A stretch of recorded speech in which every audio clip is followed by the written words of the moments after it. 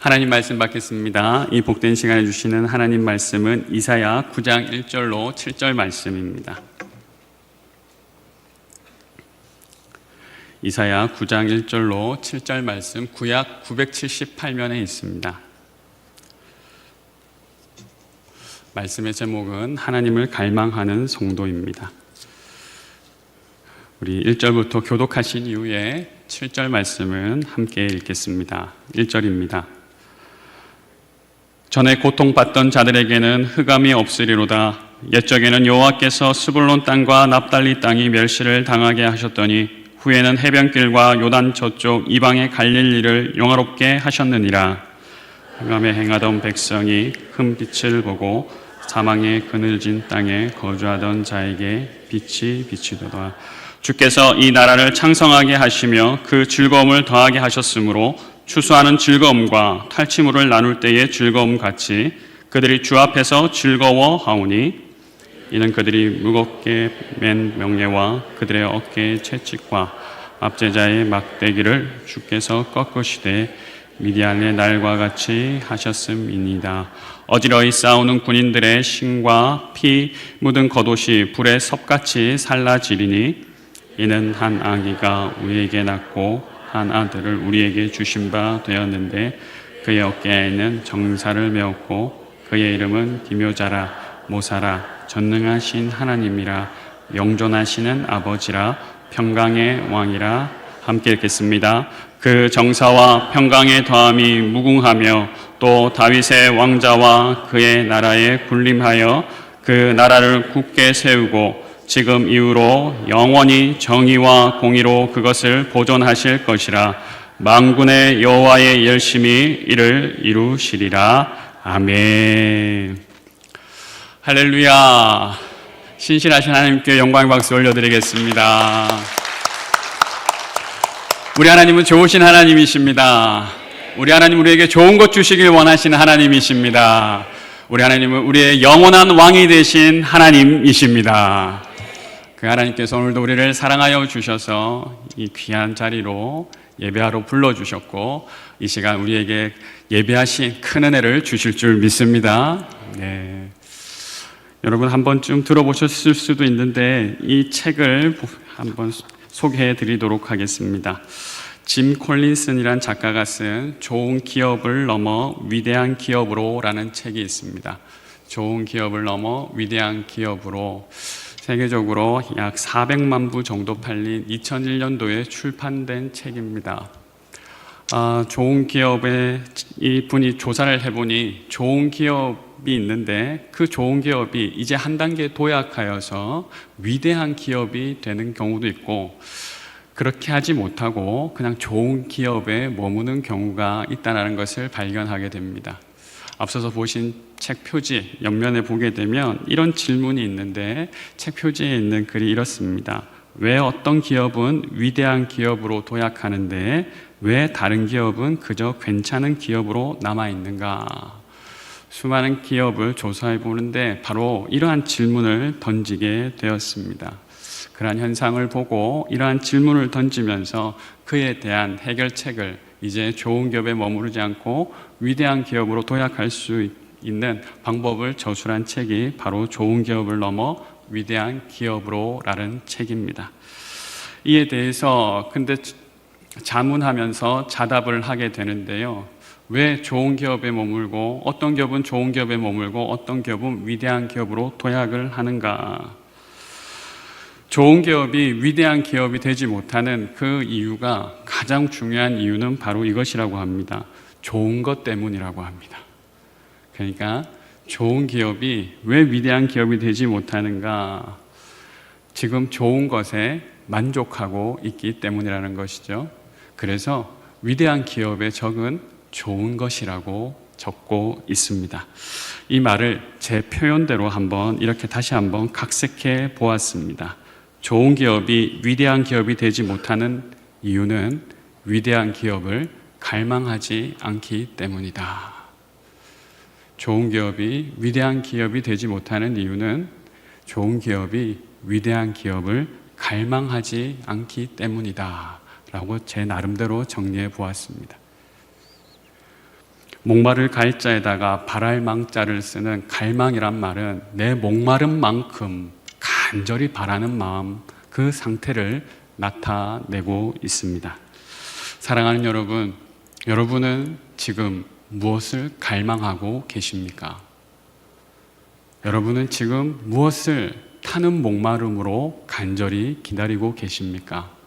아니면 혹 그 갈망이 없으십니까? 우리나라 국민들은 역사적으로 갈망하는 민족이었습니다.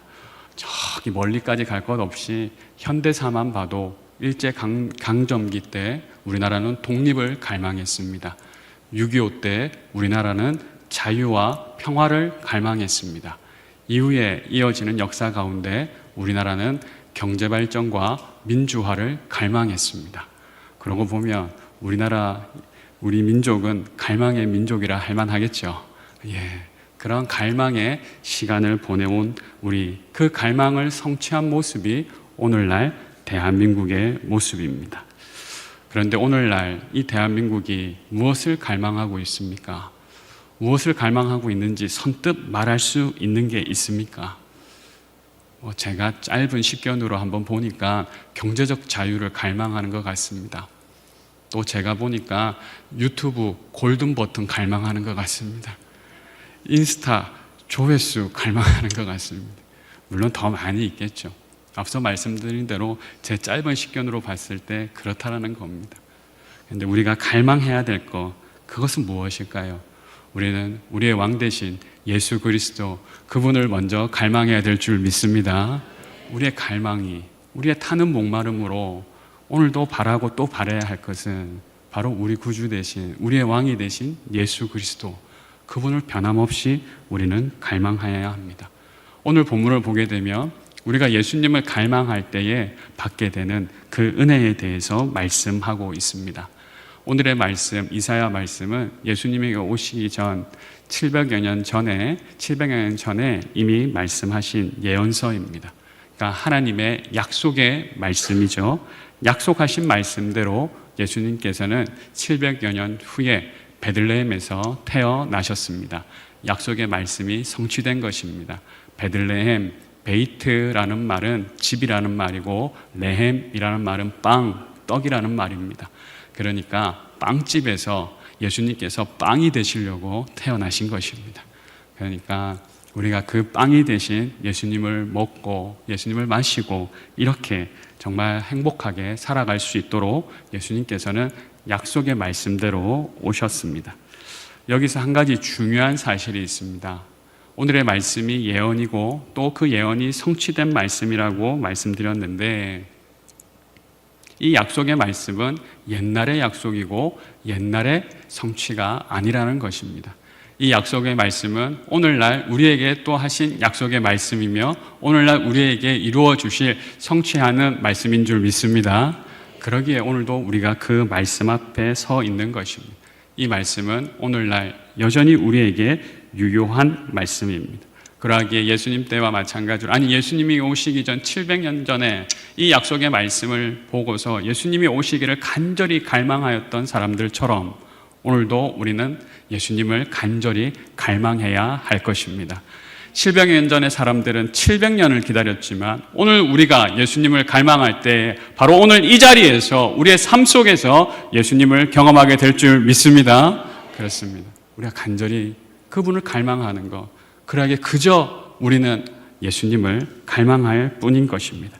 그렇다면 우리가 예수님을 그렇게 갈망할 때, 타는 목마름으로 갈망할 때 우리가 경험하게 될 은혜는 무엇일까요? 우리 함께 첫 번째로 한번 읽어보겠습니다. 첫째, 예수님을 갈망하면 인생의 빛이 회복됩니다. 그렇습니다. 예수님을 갈망할 때 우리의 인생의 빛이 회복됩니다. 우리 함께 하나님의 말씀 1절, 2절 다시 한번 읽겠습니다. 전에 고통받던 자들에게는 흑암이 없으리로다. 옛적에는 여호와께서 스불론 땅과 납달리 땅이 멸시를 당하게 하셨더니 후에는 해변길과 요단 저쪽 이방의 갈릴리를 영화롭게 하셨느니라. 흑암에 행하던 백성이 큰 빛을 보고 사망의 그늘진 땅에 거주하던 자에게 빛이 비치도다. 아멘. 우리가 예수님을 갈망할 때 첫 번째로는 흑암과 같은 우리의 삶 가운데 예수님께서 우리에게 빛으로 오시게 됩니다. 예수님이 오시면 우리 가운데 있는 빛은 다 물러가게 됩니다. 왜 그러냐면 예수님께서 빛이 되시기 때문입니다. 빛이 비치면 어둠은 자동적으로 물러가게 되어 있습니다. 1절 말씀 가운데 스불론 땅과 납달리 땅과 갈릴리가 나오는데요. BC 722년 아수르에 의해서 정복된 땅입니다. 가장 좋은 땅, 가장 비옥한 땅, 그러하기에 적들이 가장 먼저 침략한 땅이겠죠. 그 땅이 이제 회복될 것이라고 주님께서 말씀하고 있습니다. 그 땅으로부터 시작된 어둠이 이제 아수르의 무단 통치 가운데에 전혀 소망 없는 삶을 살아갈 수밖에 없는 스불론 땅과 납달리 땅과 갈릴리 땅에 이제 예수님께서 오셔서 그곳 가운데 빛이 되시겠다라고 말씀하고 계십니다. 그 말씀에 성취된 부분을 마태복음은 기록하고 있는데 한번 보시겠습니다. 마태복음 4장 12절입니다. 예수께서 요한이 잡혔음을 들으시고 갈릴리로 물러가셨다가 나사렛을 떠나 스불론과 납달리 지경 해변에 있는 가브나움에 가서 사시니 이는 선지자 이사야를 통하여 하신 말씀을 이루려 하심이라. 일러스되 아멘. 이사야 말씀대로 예수님께서는 그 땅 가운데 오셔서 빛이 되셨다라는 것입니다. 그렇습니다. 예수님께서 그 옛날 약속하신 대로 스불론과 납달리와 갈릴리에 빛으로 오신 것처럼 우리가 지금 살아가고 있는 이 시대, 이 어두운 시대 가운데 오셔서 우리의 빛이 되시는 줄 믿습니다. 사랑하는 여러분, 여러분은 혹 그 어두운 가운데 거하고 계십니까? 그 어둠이 너무 강해서 내 마음도 지금 혹 영혼의 어두운 밤을 지나고 계십니까? 이 흑암이라는 것이요, 참 무서운데 내가 어쩔 수 없는 것입니다. 시대의 아픔일 수도 있고요, 역사의 아픔일 수도 있습니다. 한 개인으로서는 도저히 감당할 수 없는, 해결할 수 없는, 외세가 침략했는데 한 개인이 무슨 힘이 있겠습니까? 외세가 침략해서 나를 통치하고 있는데 내가 뭘 어떻게 할 수 있겠습니까? 이 가운데 우리 어르신들께서는 그 옛날 일제에 의해서 침략당한 세월을 경험하신 분들이 계실 겁니다. 그 아픈 시절을 지나면서 정말 도저히 어쩔 수 없고, 누가 이름을 바꾸고 싶었겠습니까? 누가 머리카락을 자르고 싶었겠습니까? 그 아픈 가운데서 어쩔 수 없는 그런 상황들, 이 말씀을 다 아시겠죠? 이때 흑암은 그 개인으로서는 도저히 어쩔 수 없는 상황을 말합니다. 이 거대한 어둠에, 그 어둠 가운데 빛을 비추기 위해서 우리 예수님께서 오셨습니다. 우리의 삶 가운데 내 개인으로는 도저히 감당할 수 없는 그런 어둠이 있다 할지라도 우리 예수님께서 오시면 그 가운데 빛이 되시는 줄 믿습니다. 우리가 예수님을 갈망해야 되는 이유가 바로 거기에 있습니다. 우리 주님께서 함께 하시면 무엇보다 우리의 죄의 문제, 흑암의 죄의 문제가 해결됩니다. 어둠의 권세는 물러가게 되는 것입니다. 우리가 해결할 수 없는 불신의 문제도 해결되는 것입니다. 또한 신앙생활 가운데 우리가 겪게 되어지는, 그러나 우리는 도저히 감당할 수 없는 그 죄악된 환경 속에서도 우리는 빛 대신 예수 그리스도와 함께 동행하는 삶을 살아갈 수 있게 되는 것입니다. 그러니까 빛 대신 주님을 우리는 갈망해야 됩니다. 여러분의 인생의 어둠은 우리 빛 대신 예수 그리스도로 말미암아 다 물러갈 줄 믿습니다. 그런데 우리 마음속에 이런 질문이 듭니다. 목사님, 예수님 믿는다고 진짜 모든 문제가 해결됩니까? 이런 질문이 자동적으로 자연스럽게 드는 것 같습니다. 그렇다면 우리 두 번째를 꼭 기억하셨으면 좋겠는데요. 함께 읽겠습니다. 예수님을 갈망하면 인생의 즐거움이 회복됩니다. 아멘. 우리 주님께서 우리의 인생의 문제를 해결해 주시고 우리에게 다시 한번 인생의 즐거움을 회복시켜 주실 줄 믿습니다. 그렇습니다. 문제를 해결돼야 즐거움이 회복되는 것입니다. 문제가 해결돼야 우리 가운데 기쁨이 회복되는 것입니다. 어떤 문제를 해결해 주셨는가? 우리 4절 말씀 한번 보겠습니다. 이는 그들이 무겁게 맨 멍에와 그들의 어깨의 채찍과 그 압제자의 막대기를 주께서 꺾으시되 미디안의 날과 같이 하셨음이니이다. 아멘. 무거운 멍에와 그들의 어깨에만 채찍과 압제자의 막대기를 어떻게 하셨습니까? 꺾으셨습니다. 할렐루야. 우리의 모든 문제를 꺾으시는 하나님이십니다. 어느 때와 같이요? 미디안의 날과 같이 하셨다. 기드온 아시죠? 기드온이 많은 사람들, 미디안과 아말렉과 동방의 모든 사람들이 모였는데 바다의 모래와 같이 숫자도 셀 수 없는 그 사람들을, 그 적군들을 대치하고 있을 때, 상대해야 됐을 때 하나님께서는 줄여서 300명의 기드온의 용사를 세우셨습니다. 그리고 300명의 기드온 용사를 통하여서 하나님께서 이 수많은 바다와의 모래와 같은 이 적병들을 물리치게 하셨습니다. 할렐루야. 그렇습니다. 인간의 생각으로는 도저히 감당할 수 없는, 인간의 능력과 인간의 방법으로는 도저히 될 것 같지 않는 하나님의 생각과 하나님의 방법과 하나님의 능력으로 이긴 것입니다.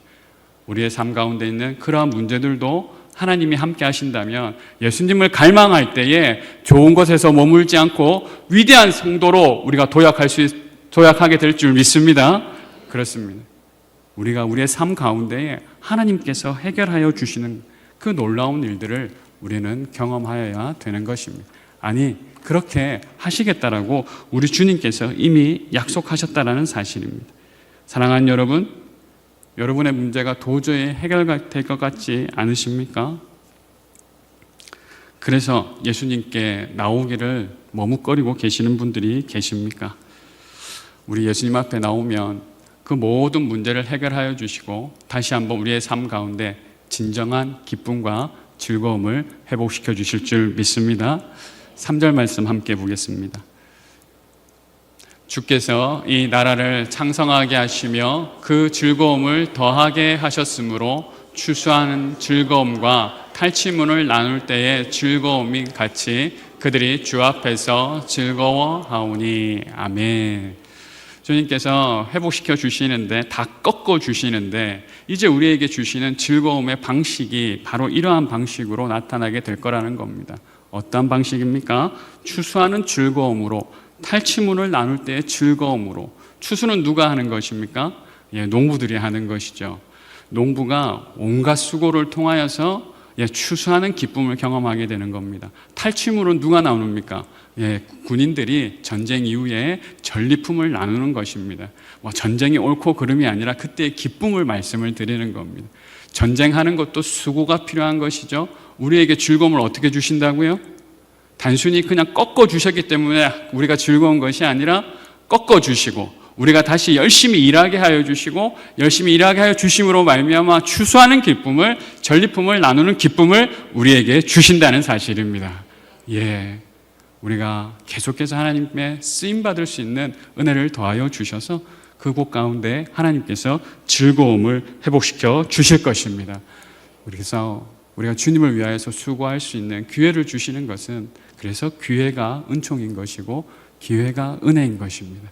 주님을 위하여서, 주님의 몸된 교회를 위하여서 섬길 수 있는 것이 은혜인 줄 믿습니다. 그렇습니다. 그래서 우리에게 참된 기쁨, 즐거움이 회복되는 것입니다. 마지막으로 우리가 예수님을 갈망할 때 바로 이것이 회복되는데요. 우리 세 번째 한번 읽어보겠습니다. 예수님을 갈망하면 인생의 왕이 회복됩니다. 그렇습니다. 우리가 예수님을 간절히 갈망할 때에 우리가 마지막으로 예수님이 우리의 인생의 왕이 되어 주신다라는 사실을 우리는 기억해야 할 것입니다. 우리 6절, 7절 말씀을 함께 읽겠습니다. 이는 한 아기가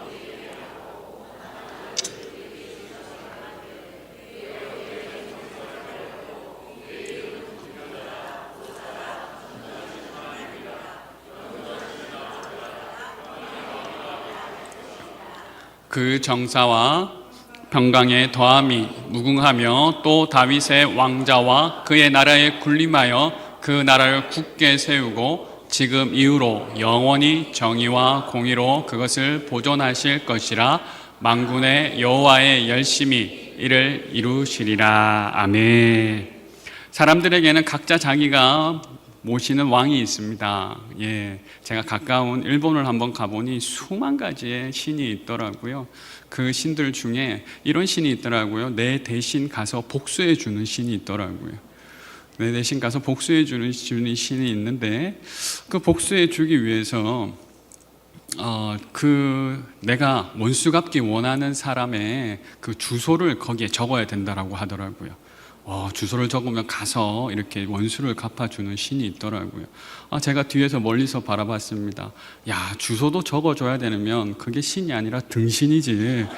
그게 신이 주소도 모르고 주소까지 적어줘야 되냐라고 하면서 거기를 지나쳤던 일이 있습니다. 뭐 신 같지 않은 것 신으로 모시고 그렇게, 제가 죄송합니다. 예배 시간에 등신이란 말을 해가지고 제 그때 마음이 그랬습니다. 신 같지 않은 신들을 모시고 그렇게 살아가는 불쌍한 영혼들이 아직도 뭐 멀리 일본까지 갈 것 없이 우리 주변에 참 많습니다. 왜냐하면요, 사람은 내가 원하든 원하지 않든 누군가를 왕으로 모시게 되어 있기 때문입니다. 예. 나는 그렇지 않은데요. 그분은요, 나라는 신, 자신을 섬기고 있습니다. 예. 그렇다면 우리가 이제 선택해야 되겠죠. 우리가 기왕에 신을 모셔야 된다면 어떤 신을 모셔야 되겠습니까? 최고의 신을 모셔야죠. 최고의. 그렇지 않습니까? 기왕 갈 거면 최고의 교회에 가야죠. 어느 교회죠? 어떻게 아셨습니까? 제 입술로 말씀하기 어려워가지고 여쭈었는데, 이렇게 다시 더 이상 말씀드리지 않겠습니다. 말씀하고 있습니다. 그는 누구라고 하고 있습니까? 기묘자라, 모사라라고 말하고 있습니다. 영어로 말하면 이게 경이롭다라는 말인데 더 잘 아실 것 같아서 영어로 한번 써. 원더풀 이런 뜻입니다. 좋으시죠? 예, 그렇게 좋은 하나님이시다라는 겁니다. 전능하신 하나님, 창조주 하나님을 말하고 있습니다. 영존하신 하나님, 영원하시며 시간과 공간의 제약을 받지 않으시는 하나님을 말하고 있습니다. 그는 평강의 왕이십니다. 그리고 그는 정의와 공의로 이 땅을 다스리시는 하나님이십니다. 이 땅에 불법과 불의로 더 이상 눈물 짓는 사람, 손해보는 사람, 아파하는 사람 없게 주님께서는 정의와 공의로 다스리시는 공정하신 하나님, 공평하신 하나님이시다라고 말하고 있습니다. 예. 그래야 되겠죠. 나의 연약함과 억울함을 긍휼히 여기시고 하나님께서는 창조하신 모습대로 모든 사람을 사람답게 살아가게 하시는 바로 유일하신 왕 중의 왕 하나님이신 줄 믿습니다. 그렇습니다. 그분을 섬겨야죠. 그런데 우리가 어떻게 해요? 그냥 섬길 수가 없어요. 무지하기 때문에. 우리는 하나님이 없으면 하나님을 섬길 수 없어요. 예수님을 갈망할 때에 우리는 우리의 주인의 자리에 우리의 왕 대신 예수님을 섬길 수 있게 되는 것입니다. 사랑하는 여러분, 예수님을 갈망하십시오. 예수님을 갈망하십시오. 예수님을 갈망하십시오. 그분이 나의 왕 되심을 날마다 누리시며 나아가시길 주님의 이름으로 축복합니다.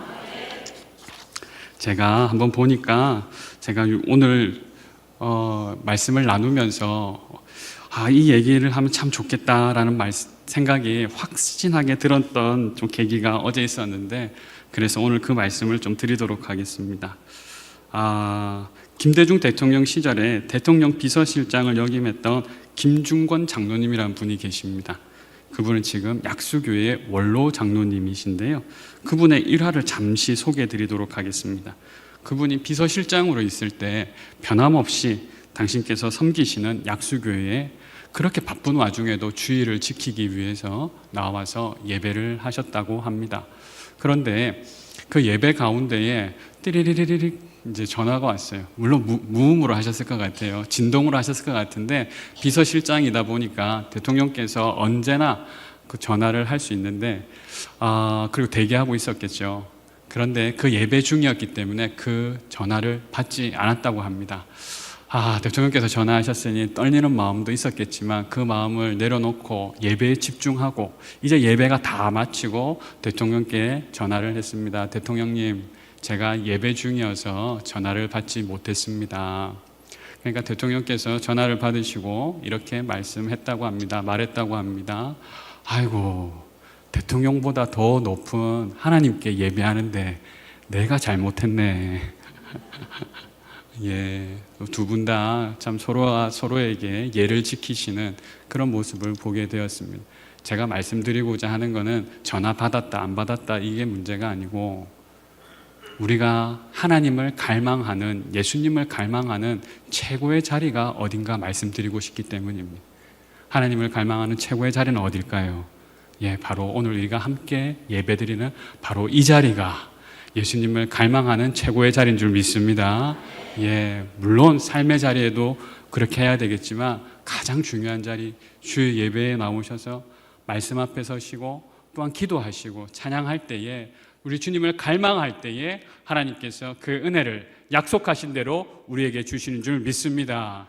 예수님께서 나의 빛이 되십니다. 예수님께서 나에게 즐거움이 되십니다. 예수님께서 나의 왕이 되십니다. 그분과 함께 날마다 동행하시면서 특별히 이 성탄의 계절에 크신 은혜를 누리시고 크신 은혜의 축복의 통로로 살아가시는 평생이 되시길 주님의 이름으로